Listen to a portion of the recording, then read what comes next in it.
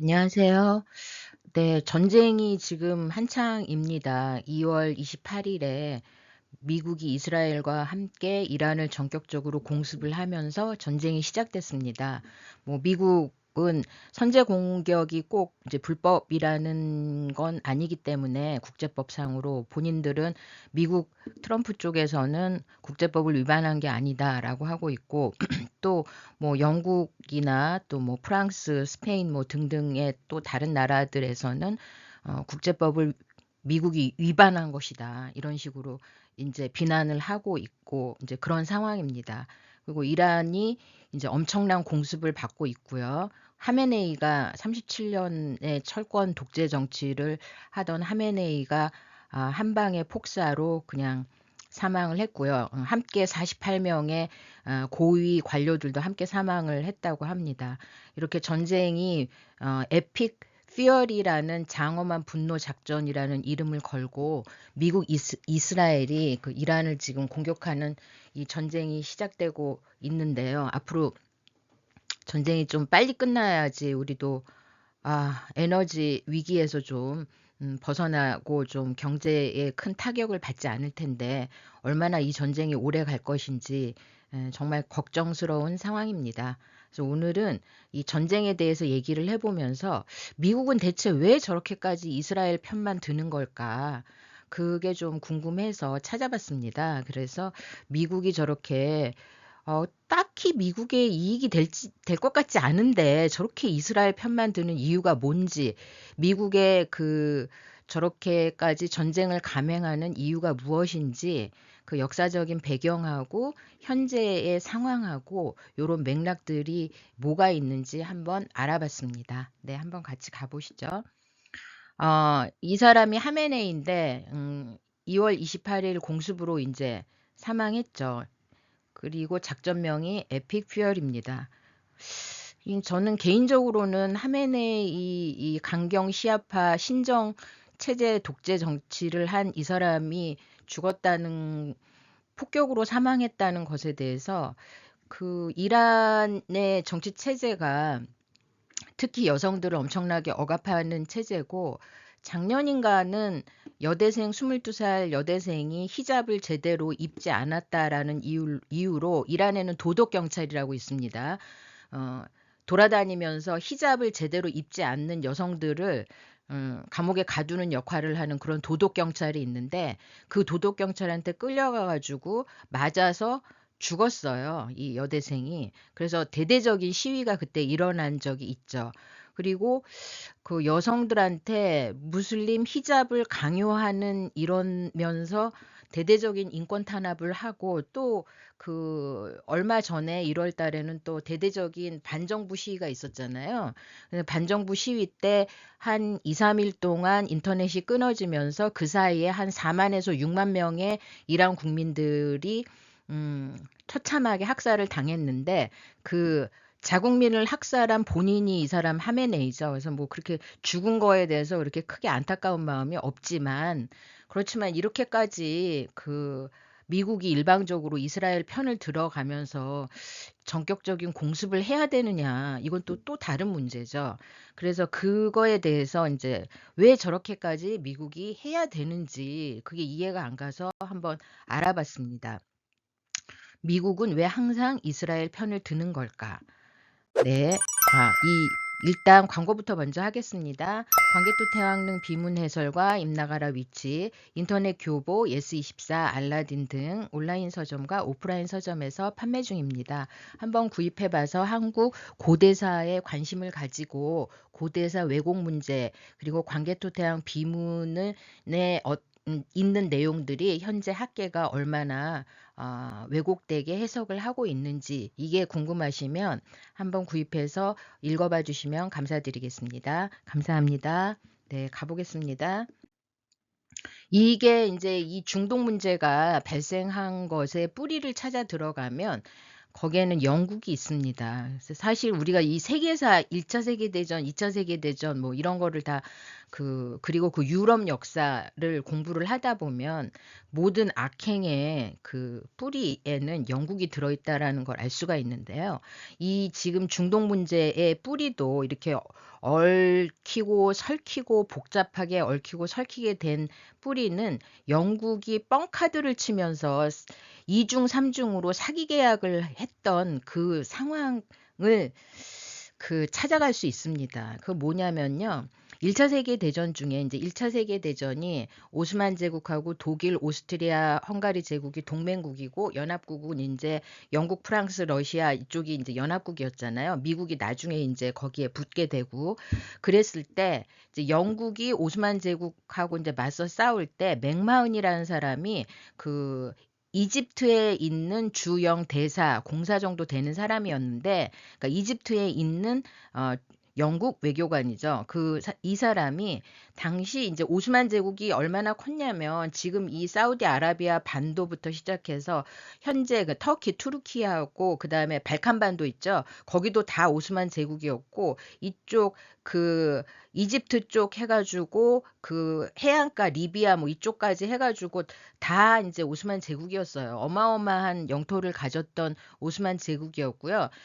약 600년간 존속을 했습니다. 1차 세계대전이 끝나고 망하면서 이제 조각조각 나뉘어져서 오늘날 이런 복잡한 구도를 가진 그 나라들이 들어서게 된 겁니다. 그러니까 오늘날 벌어지고 있는 중동 문제는 오스만 제국이 다 조각조각 1차 세계대전 때 그 지면서 멸망하면서 여러 개 이제 부족과 종족, 민족의 문제가 해결되지 않으면서 영국과 프랑스와 열강들이 자기들 맘대로 나라를 이렇게 나누면서 지금 이렇게 오스만 제국의 땅을 이렇게 자기들끼리 나누면서 이런 문제가 시작이 된 겁니다. 그 중에 하나가 이 맥마흔이라는 사람이 오스만 제국하고 맞서면서 이제 영국이 전쟁에서 이겨야 되니까 여기에 이제 아랍 부족 국가들이 많았어요. 당시까지만 해도 그러니까 아랍 부족, 아랍 종족들이 나라를 이루지 못하고 부족인 상태로 여러 군데 있는 상태였는데 그중에서 제일 힘이 센 부족장 중에서 가장 유력한 부족장인 후세인이라는 사람한테 맥마흔이라는 이 이집트에 있는 외교관이 오스만 제국하고 우리 영국하고 같이 맞서 싸우면 나중에 아랍 독립국가를 건설해 주도록 지원을 해주고 독립국가를 건설해 주겠다, 도와주겠다. 이제 이런 얘기를 10여 통이 넘는 편지를 보냈다고 하더라고요. 후세인한테. 그래서 그런 약속을 한 거예요. 그래서 아랍 민족들이 영국에 붙어서 영국과 동맹을 맺고 이 오스만 안에서 오스만 제국 본국을 이제 타격하는 그런 활동을 하게 되는 거죠. 영국을 도와서 오스만 제국을 공격하는 일을 합니다. 그리고 이제 또 영국과 프랑스가 어떤 걸 맺었냐면 사이키스하고 피코 협정이라고 사이키스는 영국 외교관이고요. 피코는 프랑스 외교관이에요. 이 둘이 어떤 협정을 맺냐면 전쟁이 끝난 후에 영국과 프랑스가 여기를 분할해서 둘이 나눠 갖자. 영국과 프랑스가 요런 협정을 맺습니다. 그다음에 벨푸어 선언이라는 건 뭐냐면 팔레스타인 땅에 유대인의 민족적 고향, 이 유대인의 자신들이 돌아가야 될 민족적 고향을 건설해야 되고 민족의 고향이라고 여겨지는 곳에 유대인이 가야 된다라고 생각하는 그 이념을 시오니즘이라고 해요. 유대 민족주의입니다. 그 유대 민족들이 나라를 세울 수 있도록 지원해 주겠다. 그걸 벨푸어 선언이라고 합니다. 이 벨푸어는 이제 외무성 장관이었는데요, 영국에. 이 벨푸어라는 사람이 그러니까 이 세 가지 그 이게 뭐냐? 뻥카드죠. 뻥카드. 사기 계약을 서로 자기들끼리 의논하지 않고 이 맥마흔이라는 사람은 이집트에 나가 있는 외교관이고 사이키스 피코 협정의 이 사이키스는 영국의 이제 외무성 장관이고 벨푸어는 이제 내각에 있었던 사람이고 이게 각각 다른 사람들이에요. 근데 이런 거를 한다는 거를 그냥 자기들 마음대로 한 거예요. 서로 의논하지 않고 하다가 나중에는 알았다고 해요. 이렇게 서로 다른 식으로 의논하지 않고 각자 자기들 나름대로는 영국을 일단 이겨야 되니까 전쟁에서 영국을 위한다는 마음대로 의논하지 않고 막 뻥카드를 여기저기 막 날린 겁니다. 백지수표를 막 날린 거죠. 나중에 어떻게 되든지는 모르겠고 일단은 지금 영국이 이겨야 되니까 각자 다른 사기 계약을 막 날린 거예요. 그 나중에는 이제 알았다고 해요. 자기들끼리. 음. 그렇지만 이미 인제 백지수표 뻥카드가 이미 인제 뭐 나간 거잖아요. 수습이 안 되는 거죠. 그 수습이 안 되는 상황이 된 거예요. 그래서 이제 1917 년에 영국이 유대인에게 국가를 만들어 주겠다고 약속을 한 게 인제 왜 그러냐면 이 로스차일드라는 금융 재벌이 있잖아요. 이 유대계 금융 자본을 전쟁 비용이 모자르니까 끌어들이기 위해서 로스차일드 이 사람이 시오니스트였어요. 유대 민족의 유대인들만의 국가를 만들어야 된다라는 시오니즘을 가진 시오니스트였는데 본인이 굉장히 부자잖아요. 부자라고 말하기에도 좀 뭐한 어마어마한 금융 재벌입니다. 이 로스차일드 가문에. 이 로스차일드가 자기 돈을 써가면서라도 어디 섬을 사든 어디를 사든 유대인들이 모여 살 국가를 만들어야 되겠다라고 생각하고 있던 찰나에 영국이 너네 유대인들의 국가를 만들어줘. 그 대신 전쟁 비용을 좀 도와줘. 이렇게 된 겁니다. 그래서 유대인 금융이 영국의 전쟁 비용으로 들어가는 거예요. 그리고 또 어떻게 됐냐면 미국의 참전을 동시에 유도를 하면서 미국 내에 있는 유대 자본들이 같이 1차 세계대전 비용으로 들어가게 되는 겁니다. 그러면 미국이든 영국이든 유대 민족 국가를 건설해 줄 돈을 갖다 썼잖아요. 그러면 그냥 이제 입 닫을 수가 없는 거예요. 유대 민족의 나라를 만들어 주겠다라는 거를 조건으로 하고 유대인 금융을 갖다 쓴 겁니다. 그래서 이 로스타일드 가문은 영국에서 굉장한 금융 재벌이었지만 미국에서도 영향을 미치는 거죠. 미국에 있는 유대 금융 자본이 또 같이 이 전쟁 자금으로 들어간 거죠. 그래서 사실은 이 유대인들이 팔레스타인 쪽으로 대대적으로 이동하게 된 것은 1차 세계대전 때가 아니라 그 전에였어요. 그 전에 이거 우리하고도 관계가 있는데 1905년에 러일 전쟁이 일어나잖아요. 1904년부터 1905년까지 러일 전쟁이 일어나는데 여러분 러일 전쟁이 어느 바다에서 일어났는지 아세요?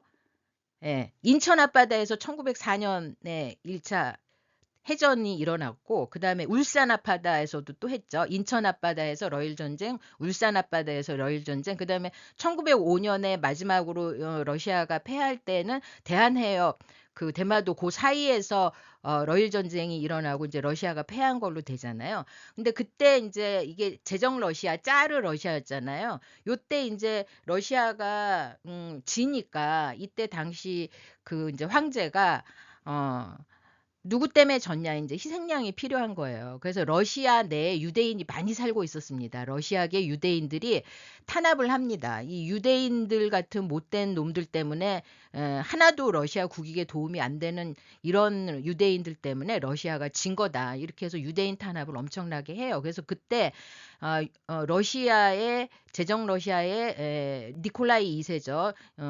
탄압을 피해서 이제 러시아 유대인들이 엄청나게 남하를 해서 약 대략 9만 명 정도 된다고 해요. 이 사람들이 그때 팔레스타인으로 넘어온 겁니다. 그때 팔레스타인에 가서 이 난민들이 정착을 하는데 이때 로스차일드 가문에서 돈을 풀어 가지고 이 난민들이 팔레스타인에 정착해서 살 수 있도록 계속 난민 지원금을 풉니다. 집 짓고 살아야 될 거 아니에요. 뭐 먹고 살 거를 해 줘야 될 거 아닙니까? 그래서 팔레스타인에 이미 유대인들이 많이 들어가 있는 상황에서 1차 세계대전이 1914년에 일어나잖아요. 그러면서 유대 자본에게다가 우리를 도와주면 아예 팔레스타인의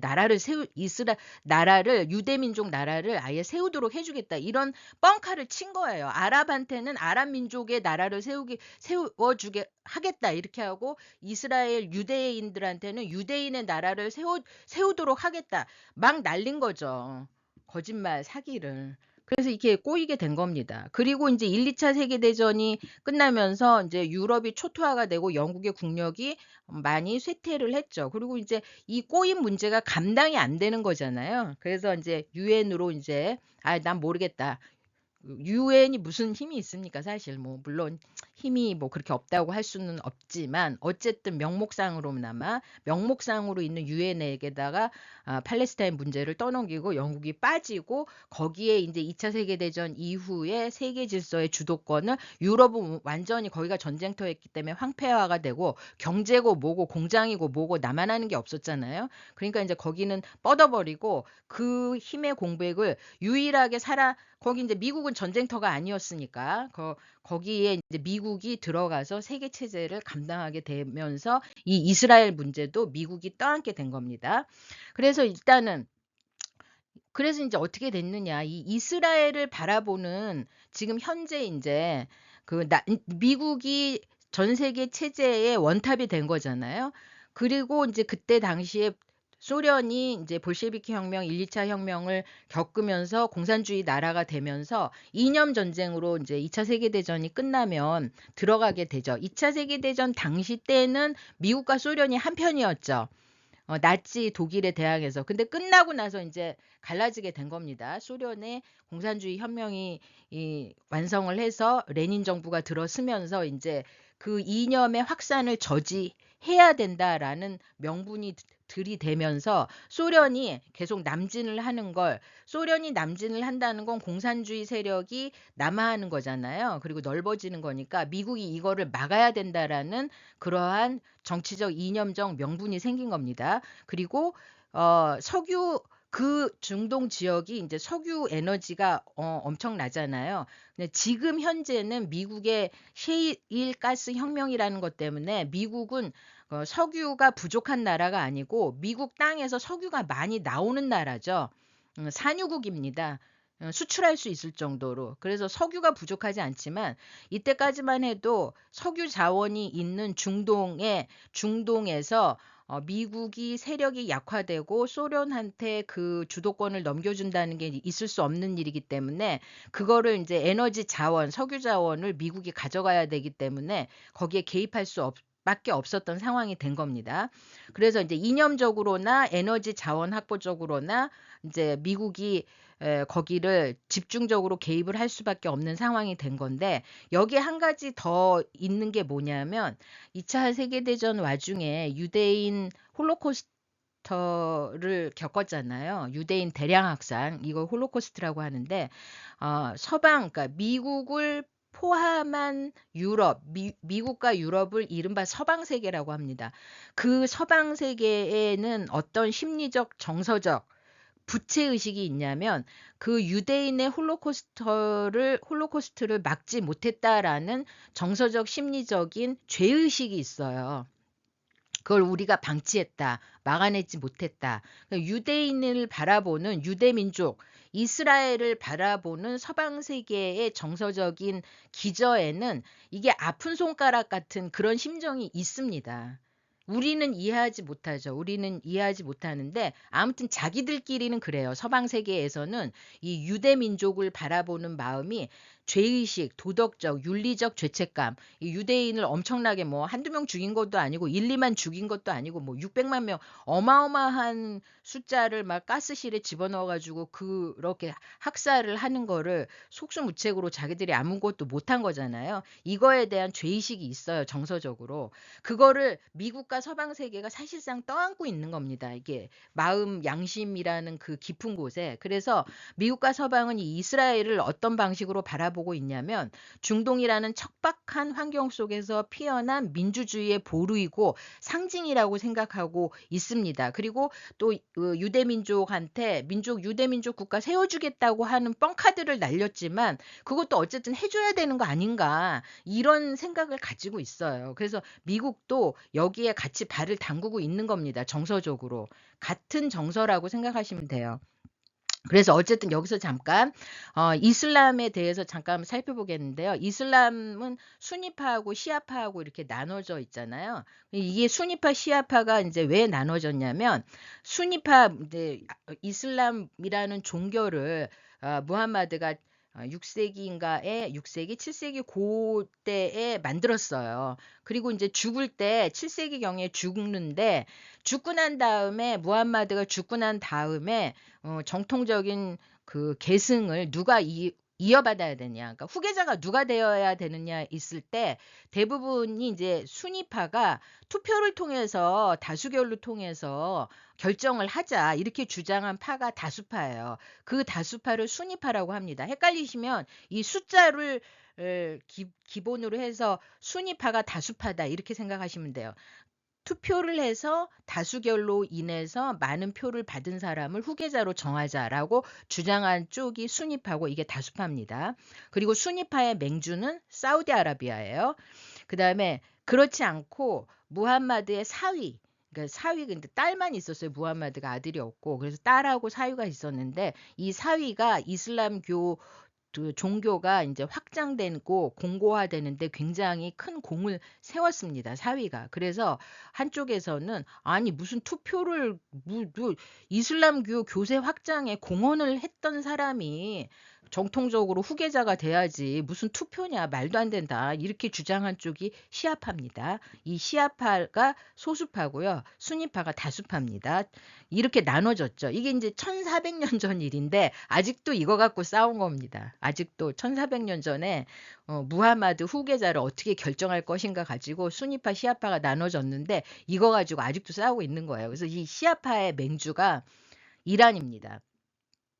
그래서 순위파의 맹주는 사우디아라비아고요. 그다음에 지금 아까 뉴스를 보니까 쿠르드족이 그 전쟁에 참여를 한다 어쩐다 이제 이렇게 지상군으로 나온다 이렇게 얘기를 하고 있는데 쿠르드족은 오스만 제국에서 살던 그 사람들이에요. 그러니까 어디 한 곳에 모여 살았다기보다 오스만 제국이 엄청난 발칸반도부터 사우디아라비아 반도까지 그리고 그 옆에까지 어마어마한 제국이었잖아요. 땅덩어리가 그 거기에 여러 군데에 쿠르드족이 살고 있었어요. 근데 이제 오스만 제국이 멸망한 다음에 그 쿠르드족은 그 터키 그러니까 튀르크에도 쿠르드족이 있고 이란에도 쿠르드족이 있고 지금 이제 그 오스만 제국이 망하고 난 다음에 터키, 시리아, 이라크, 이란 막 이렇게 나눠진 거잖아요. 근데 거기 곳곳에 다 그 쿠르드족이 살고 있습니다. 근데 쿠르드족은 종교적으로 이슬람인데 순위파입니다. 근데 이란 안에 있는 쿠르드족은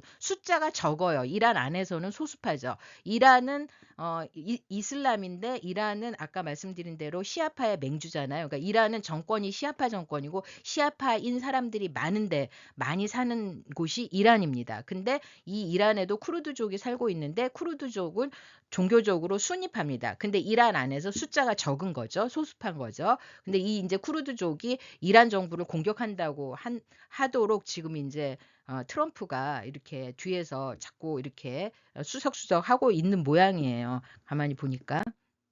지금 어쨌든 그래서 끝없는 투쟁이 일어나고 있는데 그럼 이란하고 이스라엘은 왜 이렇게 싸우게 됐느냐 이제 이게 지금 거리상으로는요 이란이 여기 있고 이스라엘 여기 있잖아요. 이게 직선거리로 1000km에서 1200km나 떨어져 있어서 우리 상식으로는 이렇게 멀리 떨어져 있는데 왜 그렇게 싸울까 이게 좀 안 맞잖아요. 근데 이 이스라엘이 아시다시피 여기에 레바논부터 여기 팔레스타인 여기에 그 이스라엘에 저항하는 무장 단체들이 있죠. 이걸 무장 정파라고 하는데요. 하마스 또 레바논의 헤즈볼라 이런 무장 정파들이 이스라엘을 계속 공격을 하고 있잖아요.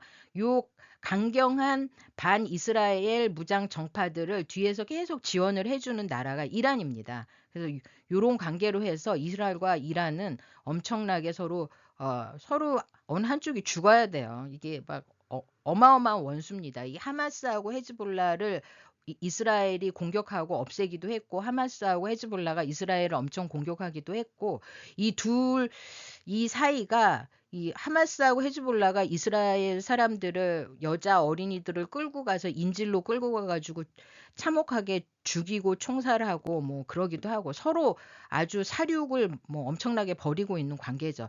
그거를 지금 이란이 뒤에서 무기와 자금을 지원해주고 있기 때문에 이스라엘 입장에서는 이란을 없애야 여기가 완전히 뿌리를 뽑을 수 있다. 이제 이렇게 생각을 하는 겁니다.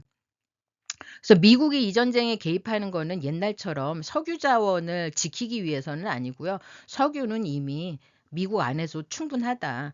미국은 정말 그 어떻게 말해야 되냐면 식량 자급자족이 가능하고 에너지 자원 자급자족이 가능하고 그냥 자기들끼리만 먹고 살아도 아무 상관이 없는 나라예요. 이 나라는 뭐 없는 게 없는 나라입니다.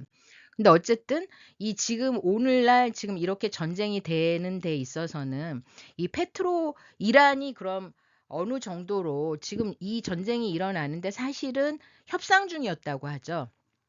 이란하고 미국이 지금 협상 와중에 전쟁을 안 할 것처럼 트럼프가 그런 식으로 페이크를 하고 이란이 미국하고 어떤 협상이 좀 될 것 같다라는 그런 페이크죠. 거짓된 희망을 주는 가운데 쳐버린 거죠. 그 와중에 미국이 그런 일을 한 겁니다. 미국이 진짜 이게 지금 어떻게 보면 이란 입장에서는 엄청 억울할 것 같은데요.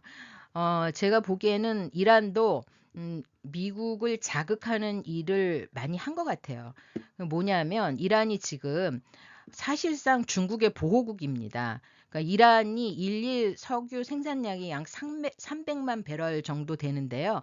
이 중에 절반인 150만 배럴을 중국의 위안화를 받고 판매 중에 있습니다. 그러면서 이 사실 달러 시스템이잖아요. 석유를 사는 거 이걸 페트로달러라고 하는데 석유를 거래를 할 때는 에너지 자원을 거래를 할 때는 달러로만 거래하게끔 미국이 만들어 놓은 체제가 페트로달러 시스템인데 이거를 이란이 깨버리고 중국하고 손을 잡은 겁니다. 중국하고 손을 잡은 게 2021년 3월 27일에 중국 이란 25년 전략적 협력 협정이라는 걸 맺어요. 그러니까 이 협력 협정을 25년 동안 하겠다는 거예요. 그 내용은 뭐냐면 중국이 이란으로부터 향후 25년간 안정적인 원유와 가스를 공급받는다. 시장가보다 대폭 할인된 가격으로 산다는 거예요. 그리고 위안화로 결제한다. 그리고 중국은 그 대신 이란에게 자본, 5G 통신망, 철도, 항구, 은행, 자유무역지구, 군사, 무기, 미사일, 레이더 이런 거를 전적으로 지원한다. 이렇게 교환하는 식으로 협정을 맺은 겁니다. 이걸 25년 동안 계속 하겠다고 한 거죠. 미국 입장에서는 중국이 막 그 미국을 위협하고 있는 상황에서 이란이 중국과 이런 협정을 맺고 페트로달러 시스템에서 벗어나는 행위를 한다는 게 이게 굉장히 자극이 됐을 거라고 봅니다. 미국을 건드리는. 근데 사실 이번 전쟁에서 보니까 이게 지금 중국 이란이 또 좀 중국한테 속은 것 같아요. 제가 보기에는 실전에서 중국산 레이더가 하나도 작동을 못해서 이란 영공이 다 뚫렸어요. 계속 폭격을 맞고 있잖아요. 레이더가 그걸 잡아내야 되는데 이게 지금 중국산 레이더입니다. 그래서 이게 무슨 스텔스기도 다 잡아낸다는 YLC 8B라는 이 레이더인데 이게 지금 단 한 대도 잡아내질 못했어요. 이게 지금 지난번에 베네수엘라 마두로가 잡혀갈 때도 미국의 항공기가 헬리콥터랑 항공기들이 베네수엘라 앞바다에 뜨는데 거기도 베네수엘라도 중국하고 협정을 맺어가지고 정부 중국 돈 갖다 쓰고 중국 무기 다 갖다 쓰고 중국 레이더 다 갖다 썼는데 이 중국산 4세대 이동형 레이더 YLC-8B라는 이 레이더가 그 미국 항공기 헬리콥터를 하나도 잡아내지 못했어요. 그대로 잡혀갔잖아요. 속수무책으로 당했습니다. 이게 지금 뻥을 친 것 같아요. 이 성능에 지금 상당히 문제가 있어 보이는데요. 베네수엘라도 그렇고 지금 이란도 그렇고 그리고 이게 지금 이 미사일이 이란이 중국에서 구입한 미사일입니다. 지대공 미사일 HQ-9B인데 이게 중국산 신형 장거리 미사일인데요. 이 이스라엘과 미국의 미사일과 전투기 항공기를 단 한 개도 격추시키지 못했습니다. 이게 큰일이죠. 이란이 중국 무기 다 갖다 썼는데 이게 지금 위력을 발휘하고 있지 못하고 이란이 갖고 있는 드론으로 지금 전쟁을 하고 있는 거죠, 이란은. 근데 어쨌든 그 시진핑이 2050년까지 이제 여러 차례 당대회 때 이런 발표를 했어요. 중화민족의 위대한 부흥을 하겠다. 2050년까지. 이거 중국몽, 중화민족 공동체 이제 그런 말도 나오는데요. 중화민족의 위대한 부흥을 이루겠다. 그다음에 세계 선두에서는 현대화 강국을 만들겠다. 그런 얘기도 하고 중국 중심 무대를 중앙으로 이동시키겠다. 중앙이 이제 중국이에요. 중국은 그 세계의 무대의 중심을 중앙으로 이동시키겠다. 즉 자기들로 이동시키겠다라는 얘기죠.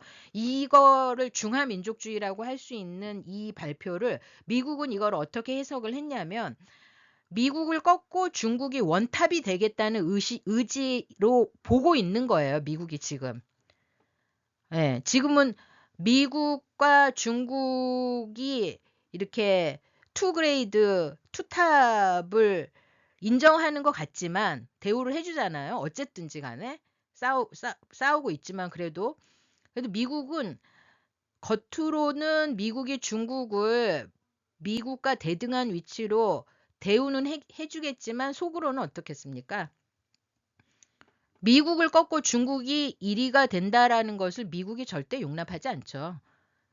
그건 상상도 할 수 없는 겁니다. 이건 공화당, 민주당 다 마찬가지라고 봐요, 저는. 근데 시진핑이 그렇게 해석될 여지를 준 거예요. 예. 전 세계 무대의 중심을 중앙으로 이동시키겠다. 세계 선두에서는 현대와 강국을 만들겠다. 중화민족주의의 위대한 부흥을 2050년까지 완성시키겠다. 이거를 미국은 2050년에는 중국이 미국을 꺾고 원탑이 되겠다. 이런 의지의 표명 아닌가라고 의심을 하고 있는 거죠. 가만히 안 있을 겁니다. 미국이. 그래서 어쨌든 이제 미국이 중국을 그렇게 의심을 하면서 중국이 이란과 손을 잡고 그 석유를 이제 시중가보다 엄청 싼 가격으로 이란의 석유를 이제 가져가고 있는 거잖아요. 근데 이제 이게 문제가 되는 게 뭐냐면 그 이란이 미국의 경제 제재 봉쇄를 받고 있잖아요. 그러니까 이란하고 경제적 거래를 하면 안 되는 거예요. 미국에 의해서 강제 경제적 봉쇄 조치를 당하고 있는 나라랑 거래를 하면 그 나라도 보복 조치를 당합니다. 그거를 세컨더리 보이콧이라고 제3자 보복 조치를 당하는 거예요. 그리고 우리나라도 마찬가지죠. 이란하고 경제적 교류를 하면은 미국한테 경제 보복 조치를 당합니다. 그걸 세컨더리 보이콧이라고 하는데 어떤 보복 조치를 당하냐면 달러 결제망에서 퇴출되는 겁니다. 그래서 달러 결제망이 뭐 여러 가지가 있지만 스위프트 코드라고 있어요. 우리가 그 달러를 주고받고 송금하고 받고 하려면 거래하시는 분들은 알겠지만 이 스위프트 코드라는 거를 은행에서 배정을 받아야지 이게 달러가 왔다 갔다 해외로 나가고 들어오고 국내로 들어오고 할 수가 있는데 이거를 이 스위프트 코드를 삭제시켜 버리는 겁니다. 참고로 스위프트 시스템은 벨기에에 있습니다. 벨기에가 마련한 총본산이 이 스위프트 코드예요. 벨기에가 관리하고 있는데 여기서 추출되는 거예요. 그러면 달러가 들어오고 나가고를 할 수가 없는 거죠. 그리고 두 번째, 미국 내에 있는 그 나라의 자산이 동결되는 겁니다. 그러니까 미국 국채를 샀으면 이제 그 미국 국채를 우리나라가 만약에 샀는데 이란하고 거래를 했는데 그 미국 국채의 보관을 미국에서 하고 있는데 그걸 못 빼내오게 되는 거예요.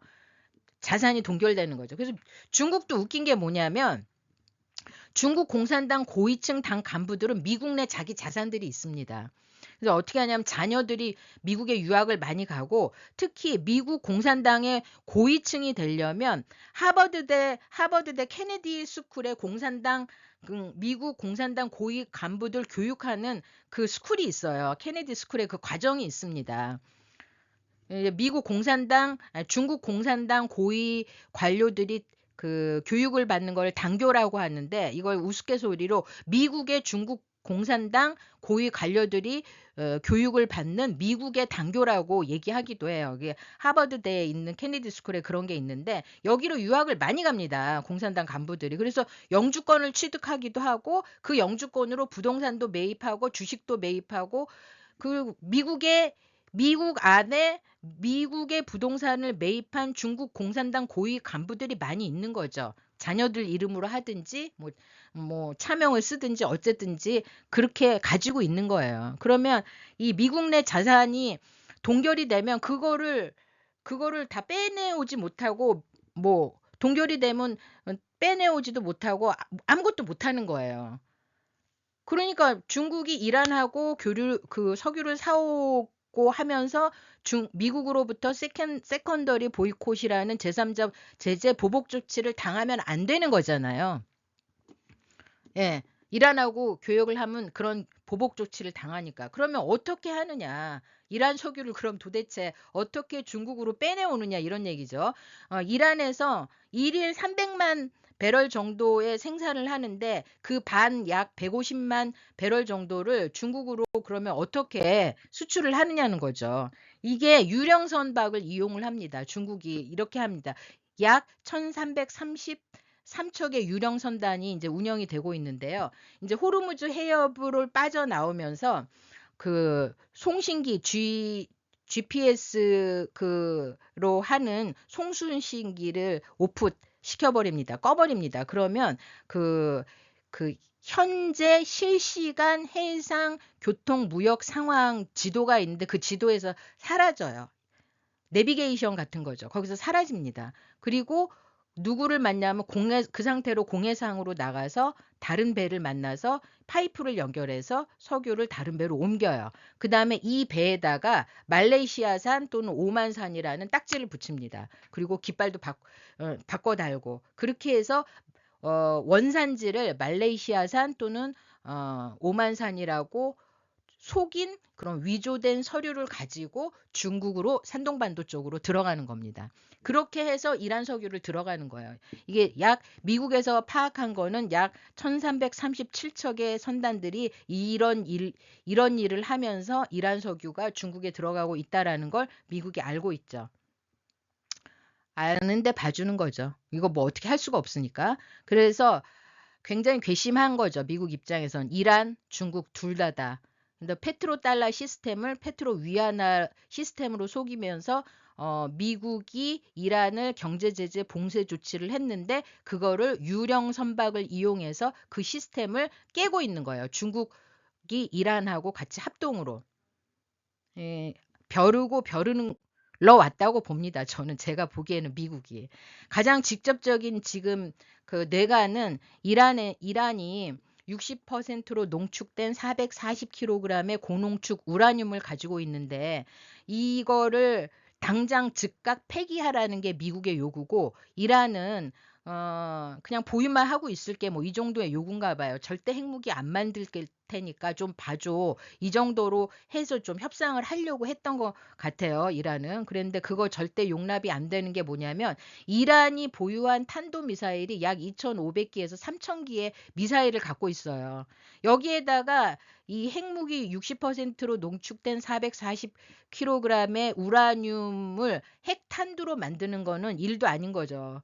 여기다 앞에다 붙이기만 하면 되는 거죠. 그래서 이 정도의 분량으로는 한 뭐 10여 개 정도의 핵탄두를 단 미사일을 만들 수 있다고 합니다. 그러니까 미국은 즉각적으로 이걸 폐기를 하라 이제 트럼프 입장에선 그런데 그 전에 바이든 정부 때는 사실 어느 정도 오바마 바이든 정부 때는 이란을 좀 봐주면서 달래면서 어느 정도 그 협상이 좀 이루어질 것처럼 된 거잖아요. 그래서 그 이란하고 미국하고 이제 트럼프 정부 들어서기 전에는 어느 정도 이란을 봐주는 선에서 타협을 해서 협정을 이끌어냈는데 트럼프가 이걸 완전히 다 깨버린 거죠. 그딴 게 어딨냐 이렇게 된 거죠. 당장 파기해라 이렇게 된 겁니다. 근데 이제 그래서 미국의 입장은 이란 미국의 안보를 어떻게 생각하냐면 이스라엘의 안보가 곧 미국의 안보라고 지금 생각을 하고 이제 내세우는 명분입니다. 사실 이스라엘의 그 네타냐후 지금 정부도 네타냐후가 지금 온갖 부정 비리 때문에 지금 재판받고 수사받고 막 그러고 있는 상황이잖아요. 정치적 생명이 되게 위험한데 이걸 지금 외부로 돌려서 전쟁을 하는 걸로 돌려서 자기의 정치적 위험을 좀 피해가려고 하는 그런 성격도 지금 강하기도 하죠. 근데 이제 네타냐후하고 트럼프하고 사실 좀 굉장히 친한 관계이기 때문에 일각에서는 트럼프가 네타냐후의 그 사탕 발림에 넘어간 거 아니냐 막 이런 식으로 생각을 하기도 하죠. 그래서 이제 미국이 이제 이스라엘의 꼬임에 쓸려 들어간 거 아니냐 이제 이렇게 생각을 하기도 하는데요. 어쨌든 지금 미국 트럼프 정부는 이스라엘의 안보가 곧 미국의 안보다라고 생각을 하는 게 뒤에 이제 중국이 있기 때문입니다. 왜냐하면 지금 베네수엘라 마두로를 친 것도 베네수엘라가 적극적으로 중국하고 손잡고 중국 돈 들여다가 베네수엘라를 중국화시키고 있었던 거고, 미국 입장에서는 미국 앞마당인 남미에서 베네수엘라가 그 꼴을 하는 것, 즉 미국의 원탑 체제를 무너뜨리는데 베네수엘라가 앞장서는 거를 미국은 그 꼴을 두고 못 보겠다는 거거든요. 그런데 지금 이란도 마찬가지인 거죠. 이란이 중국하고 손잡고 페트로달러 시스템을 꺼트리고 있고 지우고 있으면서 중국이 이란으로부터 석유를 수입하면서 지금 미국을 농락하고 있는 거잖아요. 유령선을 이용을 해서 중간에서 테까리를 말레이시아산 오만산으로 바꿔 달아가지고 그 이란의 경제 봉쇄 시스템에다가 지금 중국이 계속 산소호흡기를 꼽아주고 있으면서 미국을 지금 손안에 가지고 놀고 있는 거죠. 미국 입장에서는 그렇게 생각할 만하죠. 그래서 이스라엘이 이란하고 맞서 싸우는 최전진 기지에 있는데 이스라엘이 무너지면 미국도 같이 무너질 수밖에 없다라는 생각을 미국이 하고 있는 것처럼 보이는 거죠. 그래서 어쨌든 제가 보기에는 지금 이 전쟁은 미국이 사실상 중국에 대한 압박 카드로 사용을 하는 측면이 있다. 물론 이제 이란의 핵물질 60%로 농축된 우라늄 440g을 가지고 있다라는 거, 440kg을 가지고 있다라는 거, 그거 당장 폐기해라. 그러고 그거로 핵무기로 만들어서 이스라엘을 공격한다는 것은 있을 수 없는 일이고, 그건 미국의 정면 도전하는 일이다. 이제 이거를 용서할 수 없다. 그리고 보여주고 싶은 거라고 생각해요. 반미 동맹국들이 있죠. 미국의 말을 듣지 않으면 어떻게 되는지 다 보여주겠다. 이제 이런 건 것 같아요. 그래서 사실 이 전쟁이 어떻게 끝날지 알 수가 없는데, 뭐 길고 짧은 거는 대봐야 알죠. 미국이 뭐 강대국이고 거대한 강대국이라고 해서 꼭 미국이 이기라는 법도 없는 거고, 이란이 또 얼마나 버티고 오랫동안 버티면 미국도 미국 내의 여론이 상당히 안 좋아질 거기 때문에 트럼프 정부가 실각할 수도 있으니까 뭐 이란이 일방적으로 이렇게 불리하다고만 볼 수도 없는 것 같아요. 좀 어떻게 돌아갈지 알 수는 없죠. 근데 저는 이 전쟁터가 어디입니까? 저는 이란이 설사 미국한테 이긴다고 해도 이겨도 이긴 게 아니라고 생각합니다. 왜냐하면 전쟁터가 이란이잖아요. 전쟁터가 미국입니까? 이란이 버티고 버텨서 미국의 일부 항복을 받아내고 미국이 그냥 별로 소득을 미국이 원하던 바의 목표를 이루지 못하고 체면국이고 나간다고 해서 그러면 이란이 이기는 거죠. 그럼 이란이 이기면 뭐 이겨서 뭐 어떻게 할 건데요? 예, 미국을 물리쳤어. 그럼 이긴 겁니까? 그 다음은 어떻게 할 겁니까? 그 경제 봉쇄 제재는 또 어떻게 풀 겁니까? 미국이 이란에서 쫓겨나서 지구 나갔어요. 그러면 경제 봉쇄를 풀어줄 겁니까? 아니잖아요. 이란이 이겨도 이긴 게 아니에요. 그리고 초토화가 됐는데, 그리고 그렇게 많은 사람들이 죽고, 그리고 나라의 모든 기관 시설이 다 파괴가 됐는데, 그럼 그거 어떻게 재건할 겁니까? 저는 처음부터 이란이 지고 들어간 전쟁이라고 생각해요. 이겨도 이긴 게 아닙니까? 미국 이겨서 뭐 하려고요? 국 끓여 먹으려고요? 뭐가 나옵니까? 미국 이기면. 이란이 미국을 이기면 이란한테 뭐가 이익이 되느냐를 묻는 겁니다, 저는. 이란 국민들한테 뭐를 제공을 해줄 수 있습니까? 의약품을 제공해 줄 수 있나요? 아니면 식량 문제를 해결을 해줄 수 있습니까? 그거 생각해 봐야 됩니다. 저는 이란 강경파, 이란 민족주의, 시아파 민족주의 강경파들이 이란 국민들을 볼모로 삼고 자기들 이념이 옳다라는 걸 주장하기 위한 위험한 방식의 통치 방식이라고 생각합니다. 이런 거하고 똑같은 거예요.